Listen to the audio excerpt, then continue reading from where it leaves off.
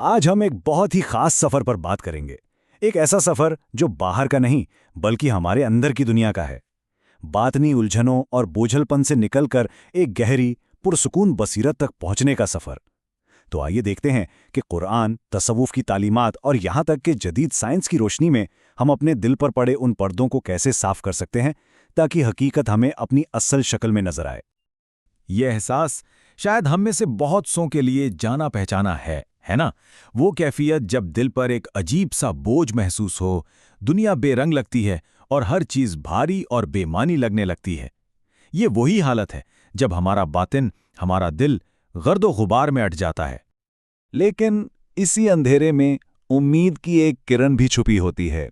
یہ ایک وعدہ ہے کہ اس بوجھل کیفیت سے نہ صرف نکلا جا سکتا ہے بلکہ ایک بالکل نئی، روشن حقیقت کو دریافت کیا جا سکتا ہے۔ یہ ایک مکمل تبدیلی کا امکان ہے۔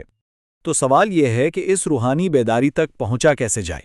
یہی ہمارے آج کے موضوع کا مقصد ہے، اور یہ کوئی خیالی یا شاعرانہ بات نہیں بلکہ ایک بالکل عملی، آزمودہ راستہ ہے جس کی جڑیں گہری حکمت میں ہیں۔ چلیں، اس پورے سفر کو سمجھنے کے لیے ہم نے اسے 5 حصوں میں تقسیم کیا ہے تاکہ ایک ایک قدم واضح ہو جائے اور اس راستے پر چلنا آسان لگے۔ تو سب سے پہلے یہ دیکھتے ہیں کہ یہ بنیادی مسئلہ ہے کیا؟ قرآن کی زبان میں ہماری بصیرت پر پڑا یہ زنگ آخر ہے کیا چیز جو ہماری حقیقت کو دھندلا دیتا ہے اور ہمیں بے چین رکھتا ہے؟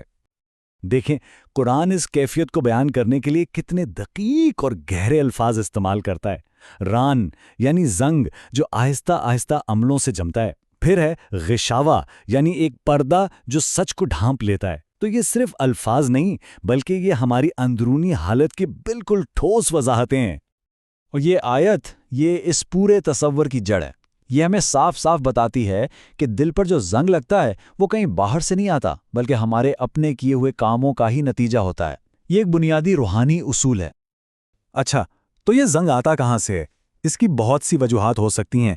زندگی میں پیش آنے والے صدمے، ہمارے نفس کی نہ ختم ہونے والی خواہشات، مسلسل گناہ اور غفلت، غلط عقائد، جذباتی زخم، یہ سب مل کر وقت کے ساتھ ساتھ ہمارے دل کی شفافیت کو دھندلا دیتے ہیں۔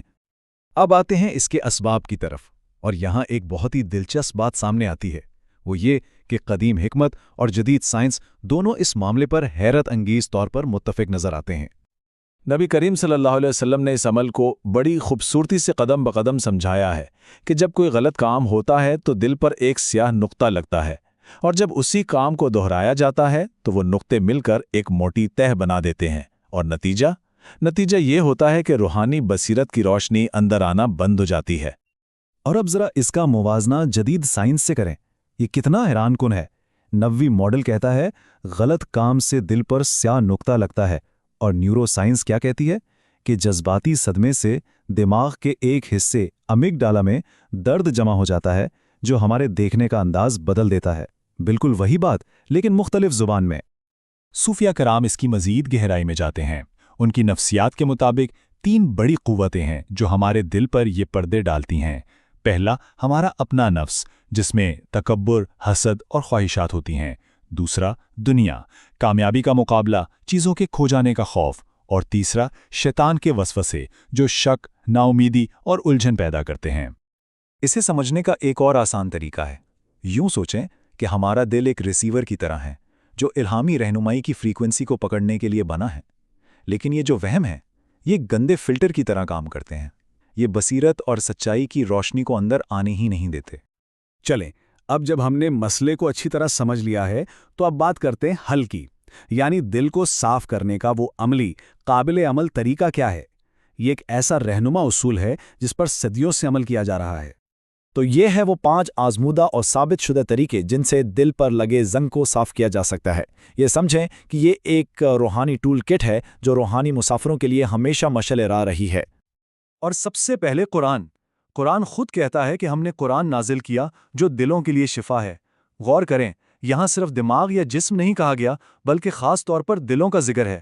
مطلب اس کی تلاوت دل پر براہ راست اثر کر کے باطن کو پاک کرتی ہے۔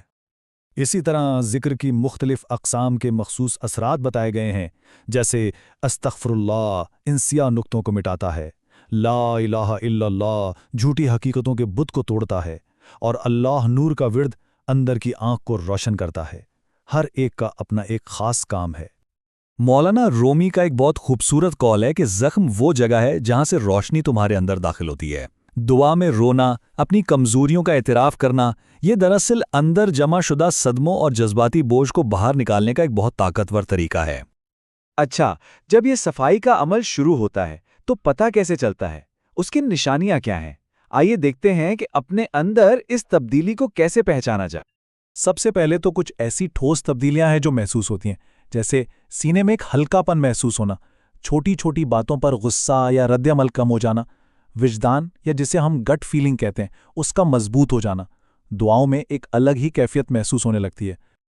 اور پھر کچھ زیادہ لطیف تجربات بھی ہوتے ہیں، جیسے اچانک کسی بات کی گہری سمجھ آ جانا، بہت واضح علامتی خواب نظر آنا، یا کبھی کبھی اللہ سے تعلق کا ایک ایسا گہرا احساس ہونا کہ بے ساختہ آنسو نکل آئیں۔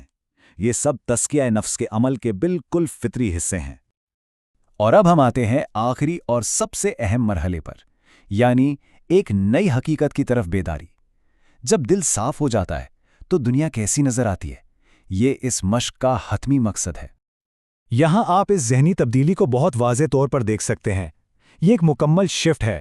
جہاں پہلے خوف تھا وہاں اب تسلیم اور سپردگی ہے، جہاں الجھن تھی وہاں اب بصیرت اور وضاحت ہے، بوجھل پن کی جگہ ہلکا پن لے لیتا ہے اور انا کی جگہ حق کی پہچان ہوتی ہے۔